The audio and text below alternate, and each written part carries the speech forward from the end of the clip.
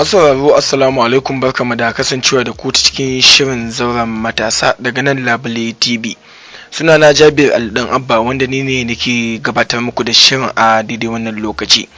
Masu sauraro a wannan rana muna tare da Comrade Abubakar Babangida mai tabiri yan kaba, inda zamu tattauna da shi akan illar da yajin aikin wato malaman jami'o'i ta ƙasa ASU ya jefa ɗalibai a ciki.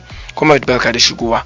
Assalamu alaikum wa rahmatullahi ta'ala wa barakatu. Abubakar Muhammad Babangida yan kaba daga jami'ar tarayya da ke Dutse FUD daga Chemistry Department. Na'am, batu muke na su kansu ɗalibai.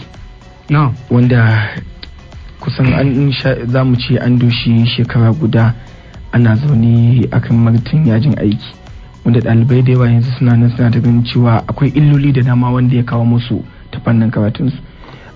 Me za ka iya cewa dangane da yadda su ɗaliban yanzu suke ji? A'udhu billahi minash shaitanir rajim. Bismillahir rahmanir rahim. Yan uwana ɗalibai, assalamu alaikum da masu sauraron mu, iyayen mu da kannan mu a gida. Ina muku sallama irin ta addinin musulunci. Daga bangare na yanzu kafin fara tofa albarkacin baki na zan so in dan fara da kaitaccen tarihin yadda yajin aikin ya dan fara na dan lokaci ta kalilan.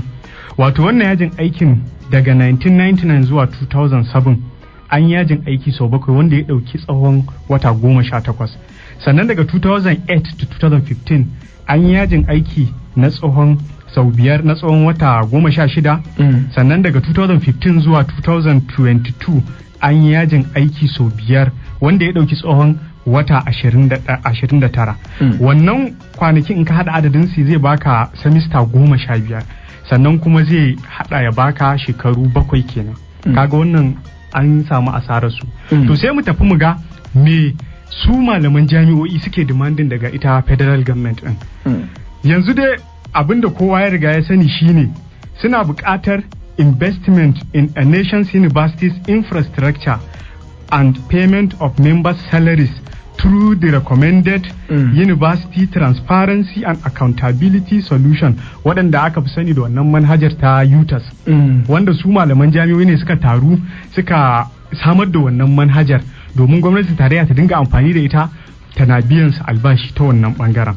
To yanzu wannan dan takaitaccen tarihi kenan game da yadda yajin aikin ya faru daga yawa dalilin sa. Yanzu dama makasudin shirin za a yi magana akan illolin yadda ya haifar ya taba yawa ga dalibai, dan zan ma ƙara hagga tattalin arzikin Najeriya abin ya taba. Na farko zan ce ya taba ƙarin shekaru ga ɗalibi. Yanayin rayuwa ka kayi lissafi kan cewar zuwa shekara 4 za ka gama karatunka, amma sai ya dauke ka zuwa tsawon shekara 7. Wannan abun ba karamin canza rayuwar dan adam yake ba, wanda kuma canza rayuwar dan adam ba karamin abu bane mai illa ba a tattare da rayuwarsa. Sannan kuma za a samu canji a academic calendar ta makaranta mai bi, kamar yanzu alal misali jami'a ta gwamnatin tarayya da ke Dutse FUD, lokacin da wannan sabon vice chancellor din yazo, vice chancellor na abun alfahari na da yazo, Professor Sabon Abdulkarim, da yazo ya fitar da jadawalin tsawon session na shekara 3. To wannan abin ya zo ya yi affecting ɗinsa. Ma'ana dai shi wannan yaji aikin da aka shigo da shi sai kuma ya gurgunta abin da ya tsara cewa tabbas ya gurgunta wannan abin sosai. Sannan kuma ga ɗalibi zai haifar mai da kamar wani mental disorder wanda ya dan haifar da zai haifar mai da negative thinking a rayuwarsa. Saboda ka zo da niyyar ka gama karatu ko baka samu aikin yi ba, rayuwarka ta hau saiti, ka samu abin da za ka yi, ka san inda rayuwarka ta dosa. To yawan tunaninnikan nan zai haifar wa ɗalibi depression and anxiety, wanda a Hausance yake nufin rayuwar kunci da jin bakin ciki a tattare da shi. Saboda me yana ganin yan uwansa da suke jami'o'in private kenan masu zaman kansu suna tafiya makaranta, suna barinsa a gida, sai dai su je su da su rabu da shi. Maybe rayuwarsa ya ta'allaka a harkar karatun nan, yayi focusing kan cewar yana so ya gama ya samu kyakkyawan sakamako. Saboda haka ne ma bai sa tunanin shi a wani abubuwan ba. Yanzu an zo an kakkara mai waɗannan adadin kwanakin da shi bai taba tunani ba a rayuwarsa. Ka san sau tari shi matashi da aka ce ya fara makaranta, abin da yake la'akari da shi shine zai mai da hankali akan kawai komai nasa akan karatun nan yake. baya hadawa da kasuwanci ko wasu abubuwan. Zai tsara ne ya ce akalla zan yi shekara 4 zan gama makaranta. In na gama makaranta na sai in tafi in je in ma wani aiki ne ko kasuwanci zan je in yi. To so tayi kuma yanzu tun da kaga ana ganin ana ta tafiya yajin aiki sai kuma abin yake sauyawa. Wanda za ga madadin a ce kai dama ga irin shekarun da za ka yi a bayanin da ka yi yadda shi kan yajin aiki ya samu asali. Ka yi magana cewa kusan semester 15 tabbas aka shafi. To a semester 15 nan duk shekara ana yin semester 2. First semester and second semester. To yanzu wannan juyawar da abubuwan suka yi wani illoli ne. Ai juya wannan da suka haifar kaga kamar yanzu ni FUD da wadda na fi sani a misali a iya wata 6 ma suna yin semester 2, first semester da second semester. Amma tsarin jadawalin kalendar nan da shi vice chancellor ne yanzu Professor Sabon Abdulkarim ya fitar wata 6 a semester za ta dinga kayawa. Kaga yanzu wannan ya gurgunta tunani da tsarin ita makaranta da yadda ta tsaro al'amuranta za su ci gaba, wanda canjawa ɗalibi ko kuma ɗan adam rayuwarsa daga wani fuska zuwa wata fuska da yake akan daidai ba karamin abu bane ba.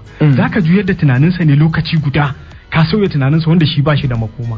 Sannan zan so in ci gaba da bayanan na da na ɗauko bayan na gama ma wannan bayanin.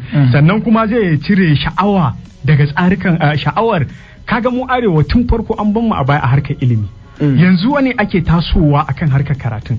Yanzu ana ɗauka wani dogon lokacin ba ci gaba a karatu, ana yajin aiki tsawon wata 7, wata 5, wata 6. Zai cire tunani ga zuciyar matasanmu na yanzu da ke arewa domin su karba harkar karatun su shigo ta cikin ta su karbe. Yanzu alal misali kamar mata da ake cewa su shigo su karatun zamanin nan, yanzu mace ta yi shi wata 7, ta yi wata 5 a gida ba karatu, dole kawayenta za ta fuskanci tsangwama. Wata kawata da bata yi karatu ba ta ga an yi aurenta ta tafi gidan mijinta. Kowa ya sani psychologically mata suna fuskantar tsangwama daga kawayensu, daga iyayensu, danginsu idan ba su aure da wuri ba. To yanzu sun sa karatu a gabansu, za su yi karatu ba su samu sun kai gaci ba, wanda ita mace dama karatun da an ce ka ilmantar da ita kamar ka ilmantar da al'umma ne. Kaga wannan za ta fuskanci tsangwama. Namiji wanda ya fuskanci karatu bai tsaya, kamar akwai da dama ɗalibai wanda ba su sa kansu a kaman kasuwanci ba, karatu suka dogara da shi, yanzu sun da gida babu makama. Alhamdulillah, kuma ina ga da haka zamu tsaya a shirin namu na wannan mako, sai dai mako mai zuwa idan Allah ya kai mu zamu dora daga inda muka tsaya. Muna godiya sosai da sosai masu sauraro. Suna na Jabir Aldan Abba nake cewa a kasance da mu a wani sabon shirin na Zauren Matasa daga nan Labule TV. Nake cewa bisalam.